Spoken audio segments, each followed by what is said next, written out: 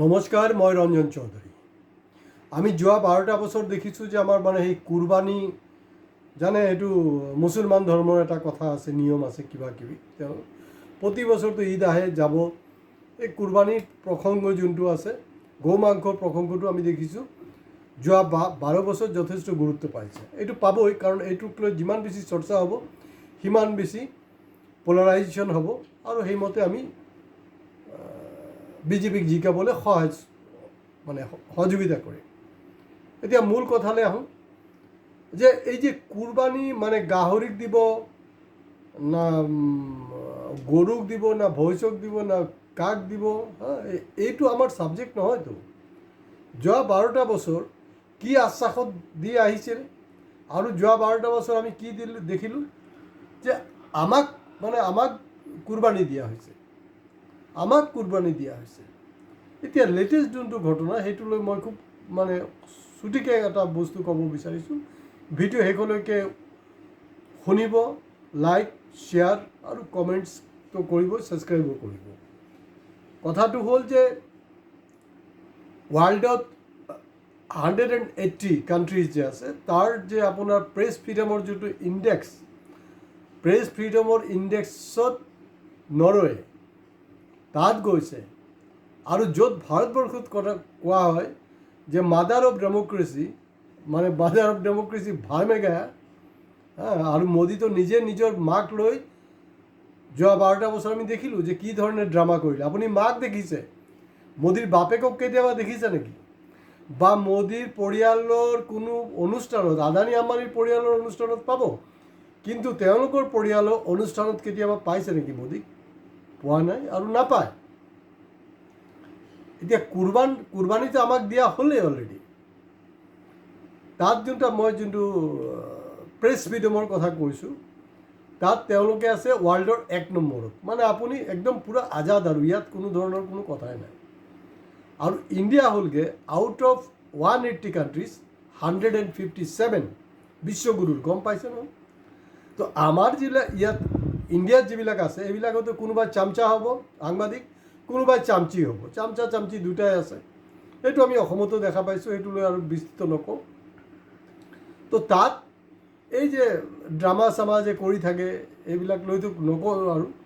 আৰু তাত যিবিলাক আমাৰ NRI আছে নহয়, চোৱাৰা বাচ্চা বুলি ক'ব লাগিব।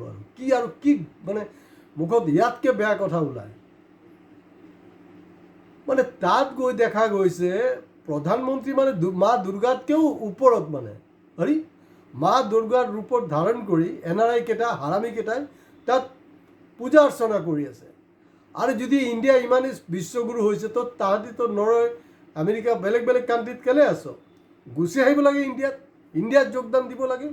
আৰু এই গোটেই এৰেঞ্জমেণ্টটো ইয়াৰ আগতো চব দেশ স্বাধীন হোৱাৰ পিছতো আমি দেখিছোঁ আমাৰ ৰাষ্ট্ৰপ্ৰধানবিলাক বহিৰাষ্ট্ৰলৈ গৈছে, কিন্তু এই ধৰণৰ ভেলকিবাজি, ড্ৰামাবাজি কেতিয়াও হোৱা নাই। কাৰণ এইটো আদানী আম্বানীয়ে অৰ্গেনাইজ কৰে, এই ইভেণ্ট যোনটো কৰে তেওঁলোকে কৰে। আৰু এই যে নিৰ্লাজ মহিলাকেইটা, তহঁতি নিজৰ স্বামীক কেতিয়াবা এনেকৈ আৰতি পূজা কৰিছ নেকি? মা দুৰ্গাৰ বেচত কেনেকুৱা ভয়ংকৰ কাৰবাৰ, চিন্তা কৰকচোন বাৰু। তো এইবিলাকতো তেৰিয়ামি হৈছে। আমাৰ দেশত এইবিলাকে কি সোধে যে আপুনি আম খায় নেকি, কাটি খায় না চুচি খায়, কেনেকৈ খায়, এইবিলাক ফাং ফুং কথা বতৰা। তাত কিন্তু যেহেতু 1 নম্বৰ হোৱাৰ কাৰণে তাৰ সাংবাদিকগৰাকীয়ে সুধিছে, আৰু মহিলা সাংবাদিক দেই, আমাৰ কেইটাতো আৰু ক'বলৈ নাই, আৰু মহিলাকেইটা চামচাগিৰি কৰি থাকে। তাত সুধিছে কুৱেশ্যন, আৰু মোদী চিধা পলাইছে, তাৰ পৰা পলাইছে। আৰু বিশ্বগুৰু 56 ইঞ্চিৰ বুকু, একো নাই, বকবাছ হয়, ফাল্টু হয় কথা বতৰাবিলাক, তাৰ পৰা পলাইছে। কাৰণ তাত চামচা চামচি ৰিপৰ্টাৰৰ কাম নাই, আৰু তাত নাইও, তো তাৰ পৰা পলাইছে। এতিয়া দেখা গ'ল এই গোটেই বস্তুটো আমাৰ গোটেই ইয়াত নহয়, গোটেই ৱৰ্ল্ডত এইটোক লৈ লে চেচে হৈ আছে। আমাৰ বেজ্জতি হয় এইবিলাক। মনমোহন সিং, চন্দ্ৰশেখৰ, যিমানে আহিছে, এনেকুৱা অৱস্থা, কিন্তু এনেকুৱা দুৰ্দশা আমি কেতিয়াও দেখা নাই। এইটো আমাৰ মোদীৰ জীৱনত দেখিব লগা হৈছে। তাত যেতিয়া কুৱেশ্যন সুধিছে, তেওঁতো পলাইছে, কাৰণ তেওঁতো উত্তৰ দিব নোৱাৰিব। 2 নম্বৰ হ'ল এতিয়া দেখা গৈছে, মই দুই এটা খালি আপোনালোকক দিছোঁ, আমাৰ যে বিদেশ মন্ত্ৰালয় বা তেওঁলোকৰ যে IT সেল, তেওঁলোকে সেইটোক মানে বিভিন্ন ধৰণে ডিফেণ্ড কৰিব বিচাৰিছে। না সেইটোতো বোলে সদায় হৈ থাকে, আৰে সদায় এই হৈ থাকে মানে এইটো ঘটনা হয়। জাষ্ট মই এটা এক্সাম্পল দিছোঁ, তেওঁলোকে কৈছে যে ইণ্ডিয়াত নাকি ডেমক্ৰেচি পূৰা আছে, হয় ডেমক্ৰেচি আছে, আৰু তেওঁলোকে কৈছে ডেমক্ৰেচি আছে বুলি চৰকাৰ পৰিৱৰ্তন হয়, সেইটো মই মানি লৈছোঁ। তো যদি ডেমক্ৰেচি আছে, সেই কংগ্ৰেছৰ মনমোহন সিঙৰ পিৰিয়ডত 2014 যে ইলেকশ্যন হৈছিলে, একেটা পদ্ধতিত ইলেকশ্যন কৰকচোন বাৰু, ছেইম টু ছেইম। আপুনি 1 ইঞ্চ ইফাল সিফাল কৰিব নোৱাৰিব, 1 জোতা ইফাল সিফাল কৰিব নোৱাৰিব, তেনেকৈ কৰকচোন বাৰু, মই মানি ল'ম। নাই, তাৰপিছত কি কৰিছে, কিহৰ ডেমক্ৰেচি, কি ঘণ্টাৰ ডেমক্ৰেচি? থ্ৰ' EVM তেওঁলোকে আহি আছে, থ্ৰ' EVM তেওঁলোকে আহি আছে, বেলেগ আৰু কোনো ফাণ্ডাই নাই। কাৰণ আপোনালোকে যদি নিজে বিশ্লেষণ কৰে, আপোনালোকে নিজে তাৰ নেৰেটিভছ পাই যাব। ক'ৰবাত বিৰোধী হাৰিব পাৰে, সেইটো বেলেগ কথা, কিন্তু এনেকুৱাকৈ হৰাৰ কথা নেকি? এই বস্তুবিলাক আপোনালোকে নিজে চিন্তা কৰক, কাৰণ গোবৰ যি সোমাইছে এইটো ওলাবলৈ চেষ্টা কৰক। আৰে ইলেকশ্যন জিকি অহা মানে ডেমক্ৰেচি। ৱেষ্ট বেংগলত কি হ'ল, বাকীবোৰত কি, অসমত কি হৈ আছে? আঁচনি এতিয়া কি হ'ল, পেপাৰত দেখিলোঁ যে আপোনাৰ যিবিলাকে চুলাই খাব তেওঁলোকক নাকি আঁচনি দিয়া নহ'ব। তাৰমানে ক'ব বিচাৰিছে যে আপুনি বিলাতী মদটো খাওক, আঁচনিৰ পইচা লওক, কিন্তু বিলাতী মদ খাওক, চুলাই খাব নোৱাৰিব। তো এইবিলাক হ'লগৈ কাৰবাৰ। এতিয়া আটাইতকৈ ডাঙৰ প্ৰশ্ন হ'ল যে নৰেন্দ্ৰ মোদী ডাঙৰীয়া 140 কোটি ভাৰতীয়ক তেওঁ কথাত কৈ নাথাকে জানো, আমাৰ 140 কোটি 150 কোটি আল বাল কিবা কিবি বকি থাকে তেওঁ।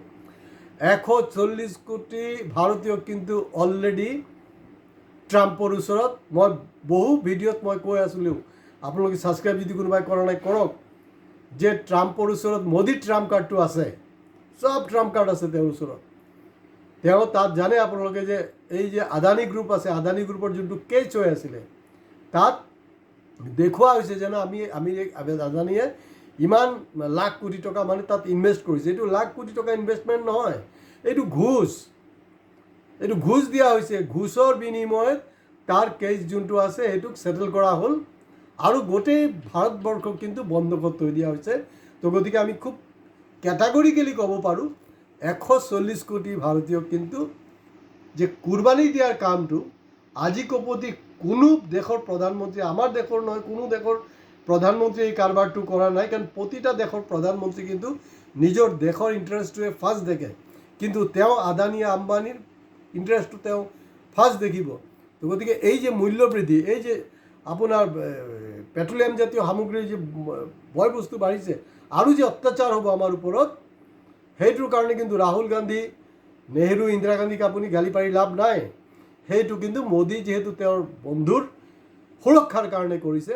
তো গতিকে মই আগৰ পৰা কৈ আছোঁ যে ট্ৰাম্পৰ যোন ট্ৰাম্প কাৰ্ড সেইটো কিন্তু ওলাই গ'ল, আৰু এই বস্তুটো অলৰেডি মিডিয়াত আছে, আপোনালোকে চাব। এইটো হ'লগৈ আচল কথা, বেলেগ আৰু কোনো কথা নাই। ইয়াৰ অৰ্থটো কি? ইয়াৰ অৰ্থটো হ'ল যে আদানী গ্ৰুপে এই টকা ইণ্ডিয়াত ইনভেষ্ট নকৰে, তাৰমানে আমাৰ যোনটো ডেভেলপমেণ্টৰ কথা আছিলে সেইটোত আমেৰিকালৈ গুচি গ'ল। তো গতিকে আগত কি হৈছিলে, কেছ ঘোষ টকা দিয়ে বা বিল্ডিং দি দিয়ে, বহুত কিবা কিবি আছিলে। এতিয়া দেখুওৱা হৈছে ইনভেষ্টমেণ্ট, আচলতে ইনভেষ্টমেণ্ট নহয়, এইটো ঘোষ হয়। এতিয়া তাৰ আদালতত এইটো ক্লিন চিট পাই গ'ল। আজি ইয়াতে শেষ কৰিছোঁ। ভিডিঅ' লাইক, শ্বেয়াৰ আৰু ছাবস্ক্ৰাইব কৰিবলৈ কাৰ্পণ্য নকৰিব।